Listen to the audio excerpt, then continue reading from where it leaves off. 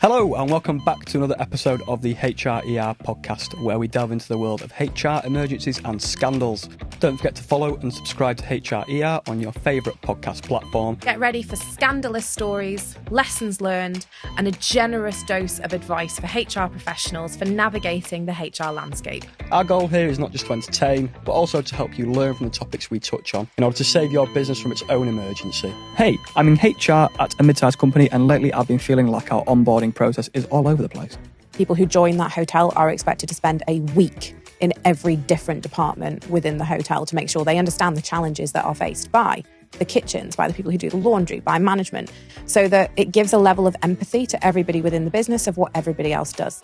Any payroll professionals have any experience with paying out wages of a deceased employee to their spouse? If someone's bank account's frozen and we physically can't pay into it anymore, that money then doesn't just belong to the employer, it still belongs to somebody. So my advice to the employer in that circumstances is you want to ring fence that money. Just before we start, protect your business from the risk of tribunal, reduce legal costs, and save yourself from HR headaches with our HRoes software and employment law consultancy services. Let's go. What are we talking about today? Reddit. So I've been pestering Dawn for the longest time about look, they're on Reddit. There's loads of good stories similar to what we discuss normally. Mm-hmm. And people asking for advice and from the employer and employee standpoint. Mm-hmm. But it's quite I appreciate it's a very specific app. So do you want to explain what Reddit is? Yeah, it's a foreign-based site where people can freely come in, speak about what they want. Yeah, it's a discussion-based app, really. Mm-hmm. People offer feedback, advice. Is it monitored? Are there administrators or is it free conversation? There's mods. Okay. But there's mods per subreddit, but the mods are, I don't think they're employed by Reddit. Or they might be, I don't know. But they're very much, the mods are in the... Okay, what's a subreddit? I'll describe how it comes reads on the screen. So it'll be r/human resources. Right. The subreddit is human resources. So sectors. So Yes. the reason why I'm asking, I know of Reddit. Mm-hmm. I've never gone and sought out Reddit. I've never put anything on there. If I put something into Google Mm-hmm. and I click on it and go, oh, it's a Reddit answer, I go off it. So I don't put any credibility behind any information that I see on it. Probably rightfully I don't so. know why, but I just, in my head, I go, oh God, no, it's a Reddit answer. No, I don't want that. I can go and write something better myself. I might as well ask ChatGPT as it's not verified. No, exactly. Yeah. So it's not verified information. So if people going on there for advice, there's always treat the information with caution. Yeah, pinch of salt type stuff. Definitely. Yeah. But to that extent as well, you don't know who's who. Yeah. So you can be anonymous on it? You can't put your own name. Right, okay. It's like my Reddit name's like Phoenix1123 or something. You just disclose your Reddit name on here. Something so all the that. trolls can come for you on there now. Get me. I barely use it. I choose it to read stuff. Okay. But yeah, it's good stuff. We've got some stuff here to go through a few examples. Just fucking see how many we get through. Okay. It's great. The first one we're going to discuss is short-term disability. Hi there. I've been lurking here for a little while without an account and reading other submissions and decided I wanted to join to ask a question of my own. Employee A, so this is an employer, had a medical emergency and is now currently out of work with no specific determination on when they will return.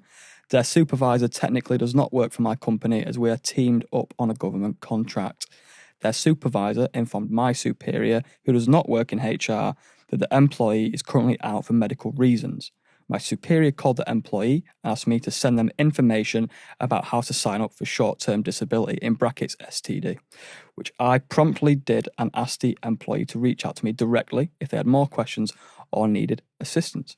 I did not hear anything afterwards from the employee on any front. Do you want to just dissect that before we delve into the questions they've asked? Sure. So the short-term disability stuff, this sounds like an employer where they have additional benefits that they're not mandated to provide by law.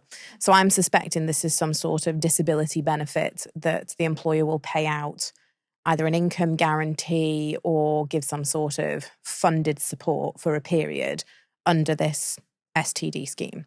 So when someone's off with a disability, this is a measure of support or some sort of facilities or financial assistance that this employer is providing. Often these are insured, which is why there'll be forms to fill out. It won't just be a case of do you want it or not.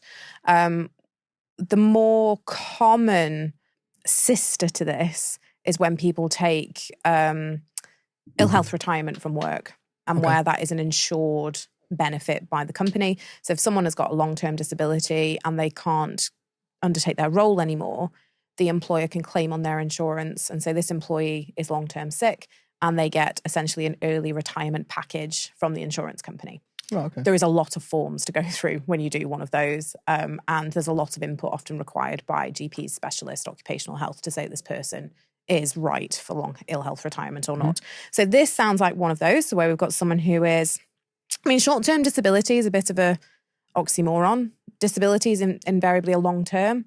So if someone has got something that's short-term and disabling, I would say, rather than a short-term disability, that's probably more legally accurate. So it's something that is disabling them but short-term rather than being a longer-term disability. Possibly, yeah. So something that they're expected to recover from. And that by filling out these forms and agreeing to go through the process is likely to be some sort of financial benefit or support that they're going to get at the end of it. And the concern I think that we've got here from the manager is they're trying to engage with this employee. They're not hearing anything back. And then I suspect that's where we're going to go with the questions. Yeah, we'll dig into the first one. In your company, do you wait for an employee to reach out to you about things like short-term disability, assuming you offer it, or do you reach out and make that recommendation like proactively type thing? So I'm always much happier when we're proactive. So rather than waiting for people to ask for support, waiting for people to ask for help, because an employee, one, they might not know what they're entitled to. They might not know what your company benefits are. They might not feel comfortable asking for help. So actually, if we're on the front foot with this sort of thing and we say, look, just so you're aware, this is the support that's available within the business. This is how we can support your welfare while you're off. These are things that you might be entitled to. At least it gives them that knowledge. It's also going to take some of the pressure off someone if they're unable to return to work at the moment and they're feeling insecure about the fact that they're not able to work, that rather than reaching out and being like, well, you've been off for a while, well, we might have to start capability proceedings, that we're reaching out and going, how can we help you? That's going to make someone feel much more secure in that role and that they're feeling looked after by their employer. So to answer the question, I would be proactive about it. So where does this money come from? Is it like a grant thing?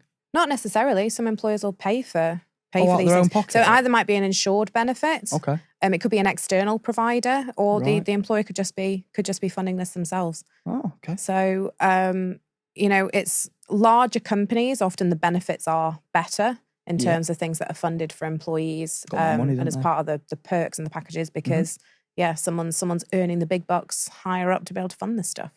Absolutely. How often, if at all, do you follow up about their plan of action surrounding short-term disability? So if someone hasn't come back on this, there could be one of multiple of reasons. One, they haven't actually got the message. So are you emailing them to their company account that they're not accessing because they're off sick? Could your email, particularly if you're emailing from a company email address to a personal one, has it landed in their junk mail? So sometimes it's worth following up either with a phone call or perhaps reaching out on a WhatsApp to say, look, I've sent you something about some company benefits that you might be entitled to, rather than just on a WhatsApp, I've sent you an email, can you check your junk? Which is probably going to make someone go, oh my God, Am I getting sacked? Yeah. Tell them, because I'm not advocating WhatsApp, but if you haven't heard back from someone and you've emailed them, I'd say a reasonable means of following up to say, look, I've sent you an email. It's about some company benefits you might be entitled to. Might be worth checking your junk. It could be that actually they're not feeling well enough. So they've seen that they've had an email, they haven't opened it. The idea of opening something from work's making them feel very anxious, or actually perhaps they don't even understand what it is that you've offered. So if you've sent something that's full of technical, language where we're talking about a short-term disability insured provision, well, I'm not entirely sure. I had to have a look to see that, was this what I think it is? These things are often like caked in legalese as well. Exactly. So make it clear what it is that we're offering so that we're making it easy for somebody to engage with it. And I would say also when it comes to things like disability benefits or financial support, and it's part of the reason why I mentioned the ill health retirement, is that is actually the benefit that people are more aware of. So is this an employee who thinks that they're being ill health retired out and they're not ready to leave their job? So again, explaining what these things are, what it means, what this support actually is in very, very simple terms, and actually how they apply for it. If it's, here's 14 forms, do I fill them all out? Do I have to write them up and send them in the post? Have you sent me that's my bugbear, a PDF that you can't fill in. Oh, mate, that you've got to download and print off and write in it and scan it back in. if you're sending documents that you want completed and you want them back electronically, send them an editable PDF, for goodness sake. It gets under my skin. If you do run into that again, let me know, because I found a good converter for PDFs. But Joe Public doesn't always know. Oh, you're right. Do they? They don't techie. always know. So if they open one and they're clicking and they can't write in the box, do they know that you can edit the PDF and grab the text editor and drop a box in and type over the top of it? And then sometimes when you fill them in, this is the other bugbear when you've got a link to one. When you fill it in and then it doesn't save. Oh, heck. And you filled the form in and it's like, this form only works when it's live on our website. And if you try and download it, it downloads the empty form. That's a thing, and it does my head. Anyway, make it easy for them. That's the point. Either fill it in with a pen or give them something that can be filled in electronically and sent back. Absolutely. And actually, if you say, look, appreciate the paperwork can be a bit overwhelming. If you'd like to call us, we can fill it in with you over the phone. We can complete the documents and send you something to sign. Mm-hmm. Much easier than having to face potentially 20, 30 pages of something where you're not sure what you're filling in or signing. That's a long job. So let's make it easy. Let's make it accessible, because not everybody wants to fill in a form that you get via email. My husband will not do it. If someone sends him an electronic form and it's more than a couple of pages, he'll ring me and be like, can you just do it? Hasn't got the patience. He spends his working life with his phone, not with a laptop or a tablet. He's not going to sit with a little phone screen. First time I met the geezer, what did he say to me? He had a few hours of leisure and he was like, do you know anywhere that does Laser Quest? No, it was paintball. He wanted to go karting. That were it. And then he asked you all if you wanted to go, and I was like, "No, they're working. You can't just take my staff and go karting with them for the day. That's not how this works." Oh, bless him. And he's like, "But you're the boss." I'm like, "Yes," and the boss is saying everyone's got to work today. They can't go karting with you. He means well. Yeah. He meant well. But if he's on a piece of heavy plant machinery, he is not going to be sat on his phone that's dusty and, there's the various environments going on around him. Go, okay, I'll sit here and fill out an insurance form that's 47 pages long. He's not going to do it. Absolutely not. So let's make this stuff accessible. Make it show that it's easy. Where someone is off with something, particularly if it's disability related, let's make it accessible. Absolutely. Third question, how much time do we allow for an employee to complete this process? Let's kind of see above, like I've just said on that one. If we've overcomplicated something and we've sent them 100 pages to fill out, let's give them a few days. Is it ad hoc? Yeah, if it's something that's time sensitive, so say, for example, it's an insured benefit, and from when you inform the insurers that something is going on, there is a window to get stuff back that they have set, we're probably going to keep pace with that employee and say, look, we really need this back so we can process it, otherwise you are going to lose this benefit. We've got a reason to kind of chase up after that. But if we've made it accessible, we've explained what stuff is, we've set out a timescale, maybe we've chased them, made sure that they've actually had the stuff and they don't get back to us, we're not necessarily going to spoon feed this individual. No. But if they're at risk of losing that benefit, I would up the urgency. Like you mentioned earlier, though, if it's if you're paying for it yourself as a company, the people not bother with deadlines. It's just like, we'll get it done. And again, it's kind of up to the employee then, because if it means that they've lost out, are we under an obligation to backdate because they haven't got back to us? Unless their disability has meant that they've been unable to do something within the time frame, probably not. So we've made the offer, it's there, we've made it accessible, we've done some reasonable chasing. If they then just don't come back to us without a good reason, then probably not. But what I would say is, remember, these people are off on long-term sick, potentially have a serious debilitating injury. We need to have some empathy and have some patience. So just because they're not turning stuff around in a working day or how quickly we'd expect them to do it at work, we've got to get out of that mindset and remember these are individuals that we're dealing with and have some patience and empathy. Remember, they are humans. They are human beings. HRoes, putting the human in human resources. Yeah. Yeah. There you go. Tagline. I'm sure I've said that at some point. I feel like you've stolen that. I reckon. Yeah. That's definitely not me. No. 100% that is not me. Last one on this. What do you do when the employee doesn't complete this form or process on time? So, I mean, you could leave something open-ended and say, look, as and when you get back to us, we'll process this, but it might mean in the meantime that you're not getting access to things that could help you. If it's something that's mandated by something like an insurance company, it could well mean closing that off. Okay. If it's for their benefit, but like you say, they might not understand it, but if it's for their benefit, it's in their best interest to get that done. Yeah. And first Reddit post concluded. What did you make of that Reddit post, just out of curiosity? I feel like it was a good question, and I feel like it's something that is probably going to resonate with quite a few employers. Mm-hmm. And particularly the points around accessibility. I mean, I like to think I'm a reasonably intelligent person, that I can generally understand information when it's given to me.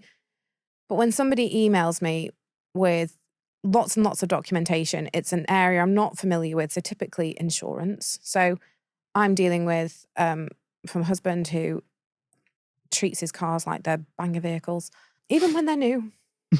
Every panel, front and back, wheel arches, whatever, there's going to be damage everywhere. Yeah. I'll get stuff from the insurance company and I'll ring them. I'll be like, right, I need you to explain this to me like I'm stupid because what you've sent to me makes no sense. And they'll be talking about this policy under this initiative and this under this product. And because we've got this in this bundle, we get this. And I'm like, I literally have no idea what you're saying. It's just words on a page. It makes no sense to me. Please explain it to me like I'm stupid.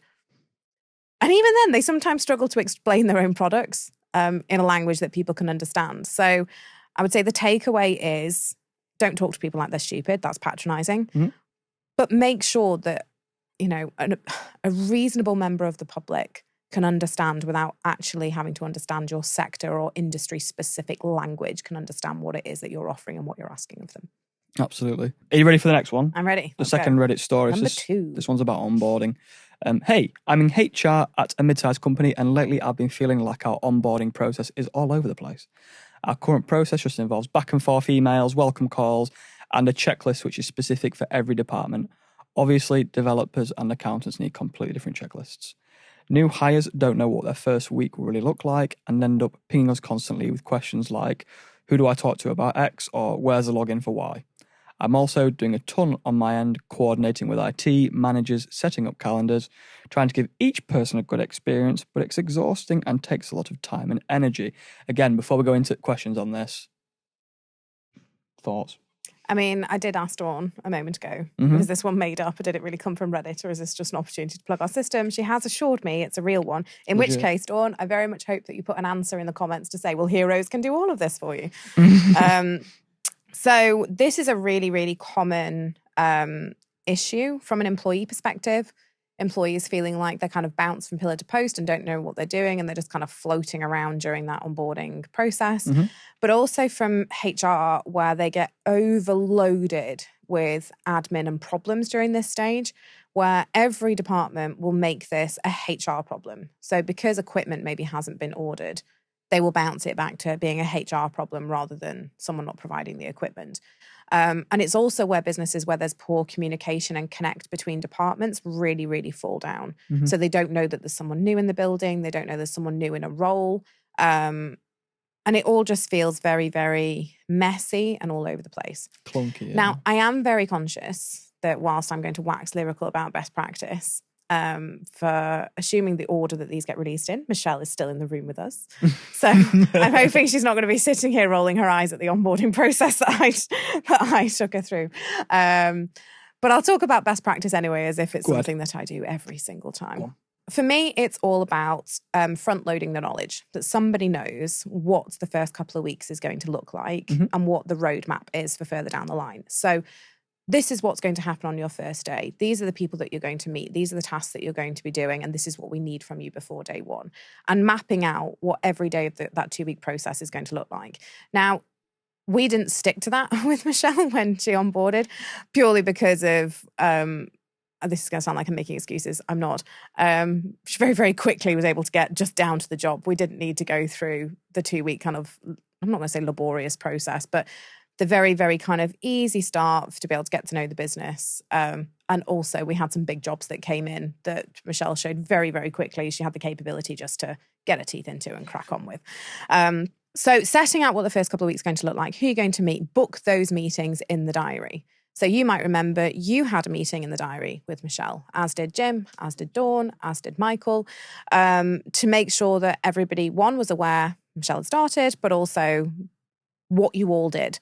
So knowing who does what within the business, which I think is really, really important. Absolutely. Now, with larger businesses, it's not unusual to have people who are in their probation to spend half a day in a number of departments. So again, getting to know the people in those departments, understanding the names behind the email addresses and specifically what those departments do. So a couple of my clients actually do this. New starters have to spend time with every department. I remember I went away for a weekend and there was a very nice hotel that I stayed in Scotland. And junior People who join that hotel are expected to spend a week in every different department within the hotel to make sure they understand the challenges that are faced by the kitchens, by the people who do the laundry, by management, so that it gives a level of empathy to everybody within the business of what everybody else does. So we're kind of growing that culture with people who are starting. Documentation. So it goes without saying, we do the right to work check. Contracts go out before somebody starts. That needs to go out before someone starts on their first day. That is a prerequisite that is going out at that point. Another pet hate of mine is for the first week, you forget you've got a new starter and go, oh, we've got nothing for them to do because we haven't lined up the work yet. Here's the handbook, go and read it for a day. Oh, mate, painful. Nothing screams like I haven't planned this onboarding. Like, here's the handbook and go and read it. So one, making people aware of where it is, saying, if you would like to read it, front to back, feel free. Who's doing However, that? lots of people will do this as an onboarding activity. I would prefer to replace that with, here is some mandatory training. So here is your sexual harassment training. Here is your anti-discrimination training. Here is your GDPR training. Let's get those done in the first week. We provide all of those in a nicely packaged e-learning environment. We do. So making sure that we are giving people the tools to be able to do their job not only well, but confidently. So they feel like they are part of the furniture as quickly as possible. And we do that through that supportive onboarding process. So what I do when we have a new starter is their plan goes out to them before they start. So this is my plan for you for your onboarding process and what's going to happen in the first week and then months of your employment. And this is what I hope that we're going to achieve. So they've got visibility of that before they come in. And then also some information about the business. They will have been Googling, they will have been on LinkedIn having a look. But this is what we say about ourselves. These are key people within the business. These are our stakeholders. These are our investors. These are people who make the decisions. This is where our office is. This is where you can get your lunch when you come in on your first day. Because there's nothing worse, and this has happened to me before, is you turn up at a business park and then realise there is nowhere to buy lunch. And this was in the days before Deliveroo and Uber Eats. So I went the entire day without having anything to eat because there was one, I couldn't park the car near the office and it was like a 15-minute walk to get there, having paid 20 quid for the car park for the day. But then there was nowhere to be able to get my lunch. I could have done with knowing that before I started. It's pretty useful information. Exactly. So the things, if you think, if I was walking into this building for the first time, what would I want? What do I need to know? Yeah, exactly. And I think we touched on this on another pod. The experience I had in a law firm where I was told to empty my tea out, wash the mug out and give it back to the partner that it belonged to. Remember to tell me about that. Because I didn't bring my own mug. I didn't know. How would you know? No. You're not expected to. So really. one, we're not going to be replicating those practices. No. But think, what do we need this person to know so that they can settle in properly? And that is the environment that we have built our onboarding process around, is to enable contracts and right to work documentation to go out nice and early, that we can schedule tasks through that onboarding, that we can customize those tasks so that when we click, we've got a new starter, those tasks are produced on a consistent basis so that we're not having to think, what's the process again? It's all there in the system. To relevant departments at the relevant times. Ordering equipment, again, the other one. People who sit there waiting for a laptop. You speak to IT? Yeah. Well, obviously I'm going to speak to IT because you're not sorting it. Full disclosure, my laptop's died, but I've memorised the questions. It's overheated. Do you want my iPad? No, mate, it's all right. Are you sure? I've memorised the questions.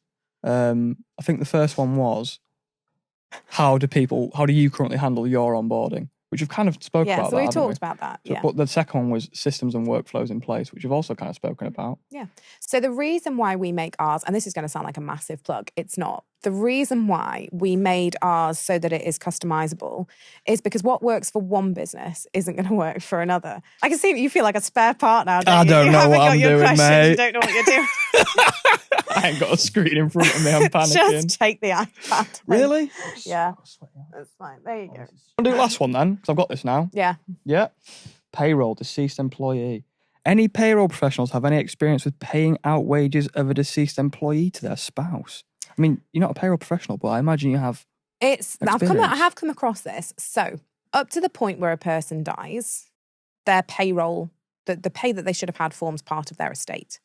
So say you get to the day before payroll and an employee passes away. You don't go, yes, saving on the payroll this month. Like what they have earned whilst they've been alive is forms part of their estate. So that would typically be paid into their bank account. Okay. The other question I get asked here is around notice. So, When someone's died? well, someone died. Would we pay the notice out into the estate? They All didn't right. give us any That's a notice valid that they were question, to be passing away. fair. It sounds stupid when you say it out loud, but it's actually a question I get asked is what happens to the notice period? That's valid. Which is a valid question. Yeah. Now, if someone passes away, they are no longer capable of performing their contract of employment.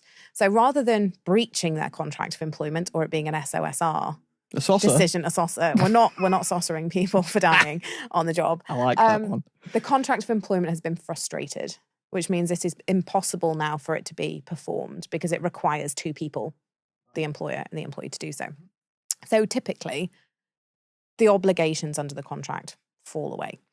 But we would be paying accrued holiday, any pension entitlements, as we would do up to the point where they have passed away, get paid in. Now, if we had someone ring to say you can't pay into that bank account because the estate has been frozen, or, so this could be where someone perhaps has died in mysterious circumstances, or perhaps there's a question over the estate. Now, I'm not a contentious probate lawyer. However, I do know an excellent one because she works in my office at home. So if anybody needs a contentious probate lawyer, Laura Alice is the girl for you. She's fantastic. And actually, this is her bag when it comes to, well, what happens now where we've got a contested estate and someone's owed money from an employer? She'd be like, on it with this. She knows. So I'm going to go based off the eavesdropping I do when we're in the office together. If someone's bank account's frozen and we physically can't pay into it anymore, that money then doesn't just belong to the employer. It still belongs to somebody, whether it's going to be HMRC, whether it's going to be a spouse, whether it's going to be children, whatever the will either says, or if someone's died intestate, where the intestacy rules say that money goes. So my advice to the employer in that circumstances is you want to ring fence that money. You put it somewhere safe where it's not going to be used by the business, and you inform the executors, we have this person's pay, this is how much money we have and how we've compiled it, but for whatever reason it can be no longer paid into the nominated bank account. We're making you aware it is here. And then at that point, I would, if someone then says, okay, pay it to me, I would be taking legal advice. Because yes, it's going to have to go somewhere, but it could be, say one of the children rings you and says, I'm inheriting under the will, send the money to me. But the executor is responsible for that estate. So if an executor rings and says, well, look, we need it to be transferred into here, we're going to need some documentation around that to say, well, look, can you, provide me with some documentation that shows you're the executor. And I would also, again, just to be sure, it's a small point, it's not going to cost you a lot of money. Let's just take a bit of advice to make sure that we are complying with our obligations around what we should and what we shouldn't be doing. Businesses are not expected to be estate experts. Neither are employment lawyers or your HR. So if you're in a situation where you think, I've got a request to pay this somewhere and I just don't know, always take advice on it. Always reach out. Sounds real complex. If it's complex for you in law terms, it must be. I tend to find with lawyers. So I remember when I was doing work experience, just like 10 minutes ago. Sorry, you meant it as a joke. Did I? With you? No, when I did work experience and was working in a post room because email wasn't being used. Oh, wow. Generally then, particularly in high streets, lawyers were just lawyers of the law. Specialties were a little bit more unusual. And lawyers were expected to have quite broad knowledge about lots of different areas. These days, that's more rare, and it is considered to be more risk of negligence if you try and know a little about a lot, because the risk is that you'll advise on the little bit you know and then make some assumptions which are wrong. If your advice is negligent, then you could end up getting struck off. You can get in trouble with the SRA. So specialties have formed. And it means that people get higher quality advice. It means that people who are advising them really, really, really know their stuff. But then it also means when you're kind of in the pub and someone goes, you're a lawyer. My uncle's been banged up for murder, but he didn't do it. What does he do? And I go, I haven't got a clue. Ring his lawyer, ring his aunt. And they go, but you're a lawyer. You know the law. No, I don't. No. I know loads about employment law. I know very little about other areas of the law, particularly conveyancing. Please never anybody ask me anything about buying and selling houses because... Not your bag. I'm not a professional form filler. Sorry, conveyancers. We love you all. Really, really, we do. But yeah, it's one of those where even lawyers in particular areas will be out of their depth. It's where the specialties really come in. I don't know if you're aware, there was recent Liverpool footballer died, Diogo Jota. Yeah, really, really, really sad situation. Very sad. 2 weeks after his wedding, it looked like the other things, he'd obviously won the Nations League, the Premier League this year, but Liverpool have paid will pay his contract for the 3 years to his family. So I've seen this as being fact-checked because apparently this has been going around the news outlets and social media. Is it a lie? I don't know if it's a lie or whether just people have said this is what they're going to do, but I don't think it's at this point, the point where we're talking about this, I don't think it's been confirmed by the football club yet. Oh. So I think it's become the social media truth. Is everyone saying, "Oh, it's amazing, it's being done"? They may well be doing that. This is on my list to fact check because I was gonna do a post about this. That and another one that I need to fact check is I don't know whether this is a social media truth or whether it is a fact. But ultimately, I think with the footballers' contract, the footballers are insured. Right. They are assets for the clubs. Every single one of them is typically insured because if you have your star striker who mid-season passes away, and that's going to impact the club's ability to do well, that is an insured asset, as brutal as that sounds.